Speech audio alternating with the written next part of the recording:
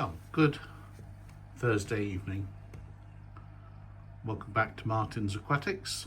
It's been a little while since I put any content out, and you find yourselves looking at my fancy goldfish tank, which is not a very big tank, just over 2 foot wide, about 2 foot deep, and about 15 inches front to back.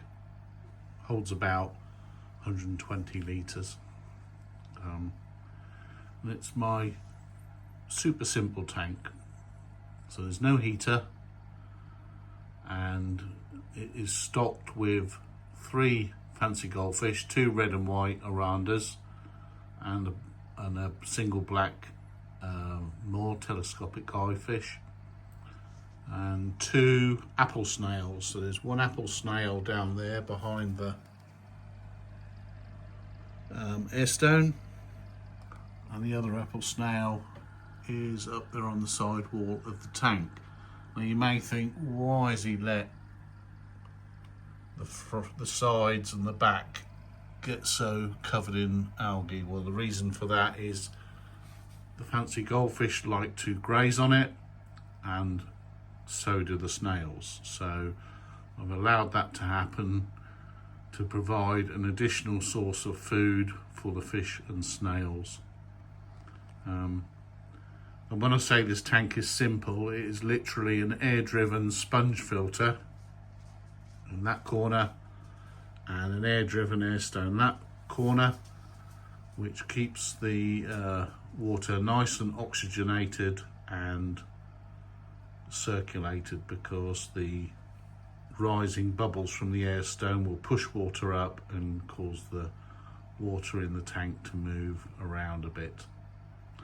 Now, because fancy goldfish are prone to swimming disorders, because they can get bound up and gas pockets caught in their intestines, I only feed these guys frozen bloodworm.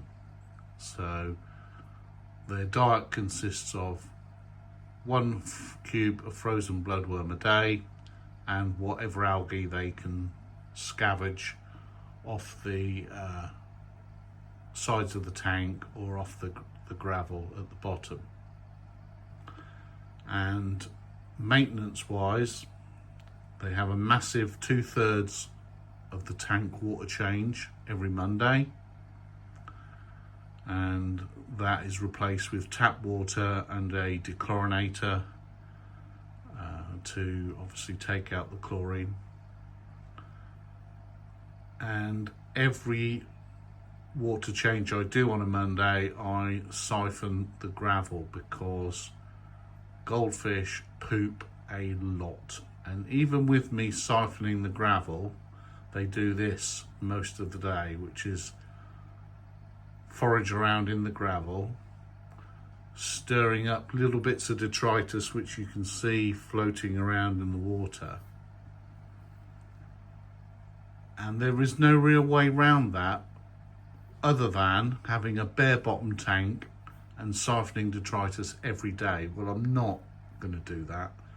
Some fancy goldfish keepers will do that, but I'm not into daily maintenance for this tank. Once a week is enough. So I use a gravel vac, siphon as much of the debris out of the gravel as I can, but even having done that, there's still little bits that get missed and the fish stir up all the time. So common misconception is that fancy goldfish are easy to keep. They are not, because of the buoyancy issues I explained earlier. You have to be very careful what you feed them. If you feed them too many dried foods like pellets and flakes, they will suck in air and water at the surface to try and help move them along their intestines, and that will then cause air pockets in the intestines, which causes them to become buoyant, sometimes so buoyant that they swim upside down on the surface, which is not very pleasant. So like I said, to minimise that risk, these guys only get frozen bloodworm, so they're only getting the good stuff.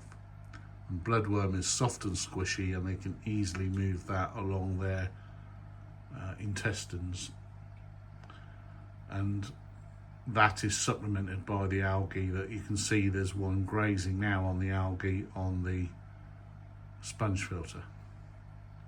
So the big takeaways with these guys is be careful what you feed them. Don't feed them foods that are not easily digestible. Do big water changes because they produce a lot of waste, and not just physical waste, but urine and stuff like that. They're also been known to produce growth inhibiting hormones that can affect their growth. So by doing big water changes, you're taking any hormones out of the water. And I find them very enjoyable. I find their funny little method of swimming quite funny, and I like watching them. My wife hates them, and she doesn't see what I see in them, but I really enjoy them. So this is my little